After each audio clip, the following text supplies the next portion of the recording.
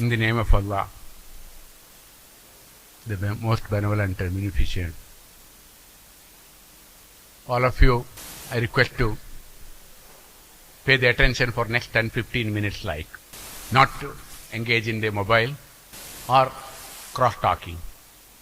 If anything is there, even I am ready for without a just one-way talk. I am more interested in a question and answer session, either in the middle or in the end, either way. First of all, most of you might be not from Mangalore, from outside Kerala and other places.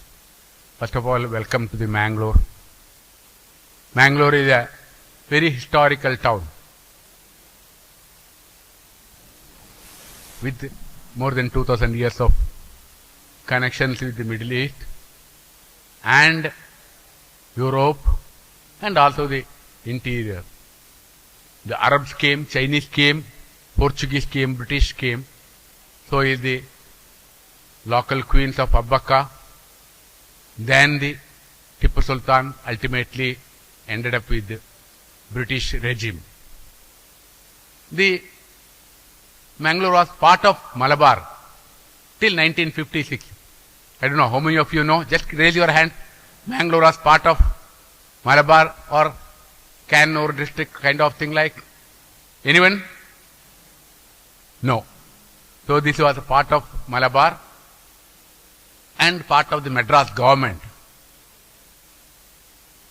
It's a very interesting story. The Mangalore has a huge economic strength in itself.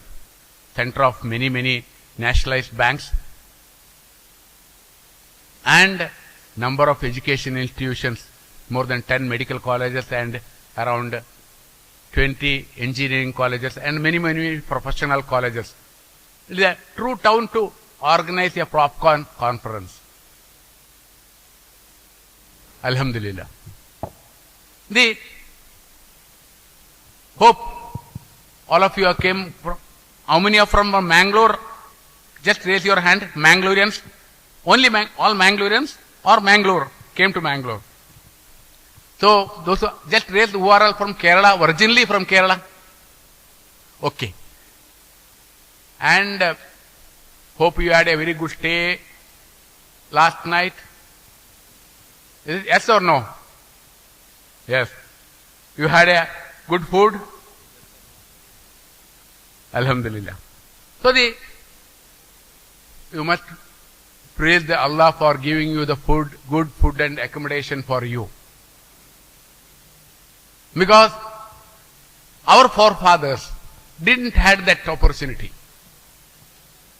Just if you should discuss your parents, or if you have great grandparents, you should discuss.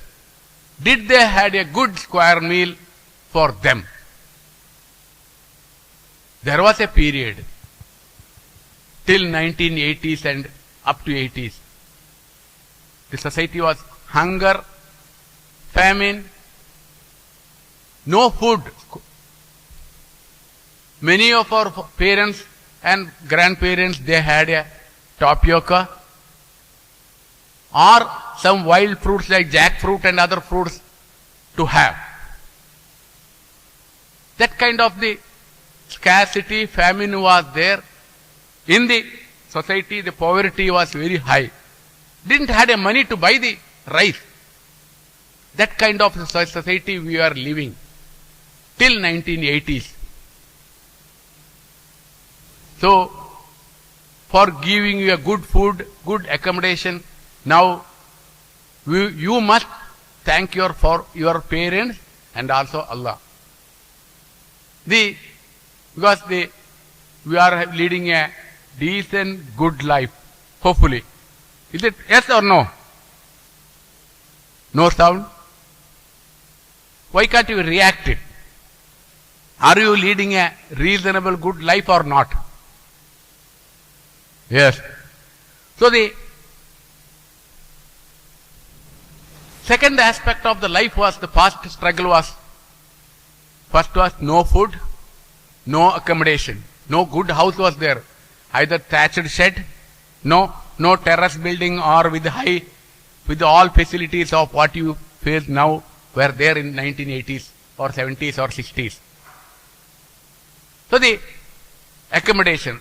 Third aspect of the fast struggle was our illiteracy.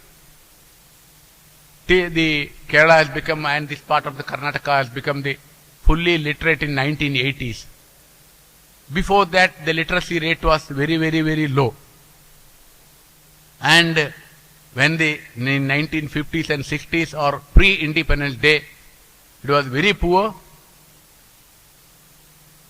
So for getting you the good education for you, you must thank your parents and also the Allah. So once you are literate, then you will get into an employment. Our forefathers went to many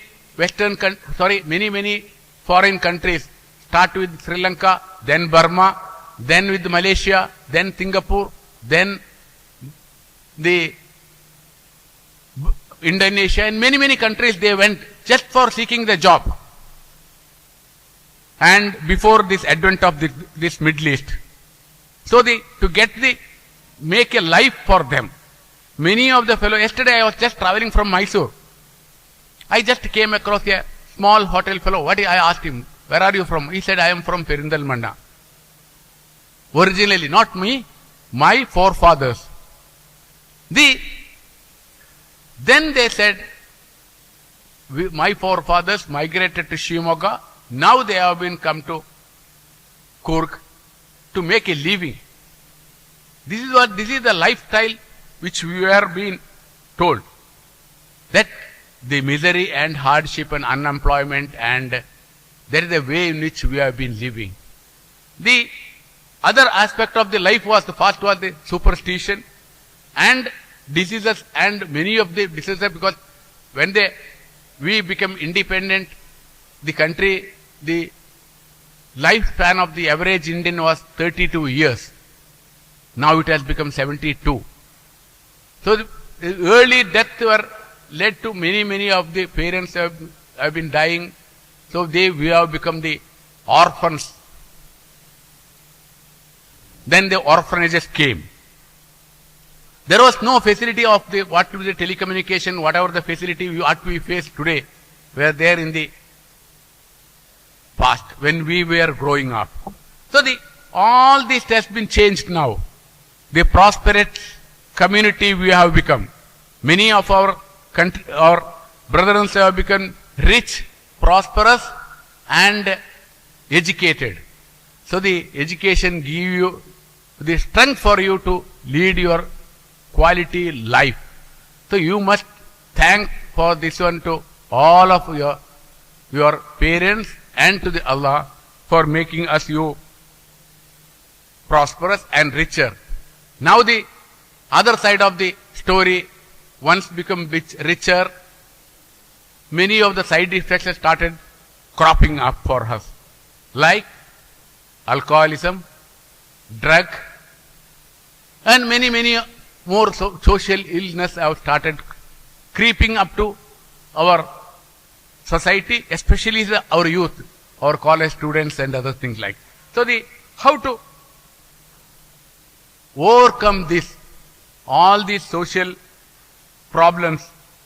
We must come back to the religion. The religion gives you the deen gives you all the solution for all your problems like now. The issues what you are facing, whether it is a drug problem or the other social, all sorts of social illness. So we must really look back to the deen, the religion, to overcome the social problems of the society as of now.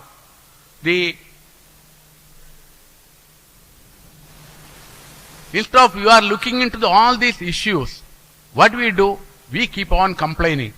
That is bad, this is the problem. All our problems have been created by ourselves. But unfortunately, we keep blame the others. We blame the relatives, we blame the neighbors, we blame the Sangh Parivar, we blame the government, various government, we keep on blaming for all our illness. No. We should look the solution for ourselves within us. That is the only solution which we will be able to overcome. Look at the problem faced by the Rasul, our prophet. He born as an orphan. He was an illiterate. He had they have been when he started preaching the deen, all has become hostile.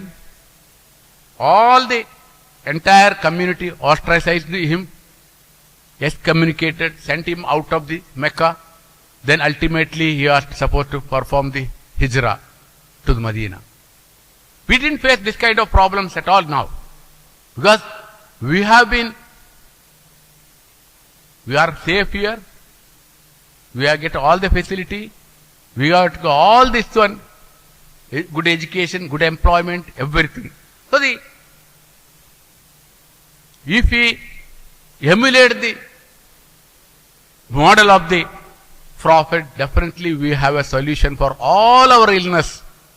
Definitely we will be able to solve it. Now, with this facility available here, the encouragement of the parents and our community and social leaders, we must be able to create a society, a role model for all the others, for entire Ummah. The thing is that the Kerala now, all our youngsters, your students, well educated, with all facility, you can create altogether transform the entire society into a role model. Locally, for the entire state, for the country, and even in the globally. That should be our motive, our aim and our objective. Definitely we can be able to achieve this. A complete composite society, which is possible only through your action by being a youth, as a harbinger of transformation into a model society. That's possible only because of through you. I am sure such society free from all the drug abuse, free from the all other vices, and in the process caring our elders, our parents, our neighbors, and all our well-wishers, like we must be able to care them. That is the only possible. And to achieve all this, first of all, you must be religious. You must have a discipline in our life. We must do the hard work.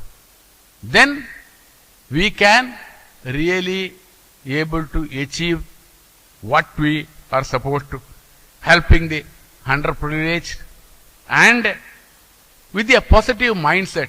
Definitely with you people being a youth, with all energy, with all the facility, with all motives, definitely you can achieve, and being a vehicle of transformation of the entire community and the society.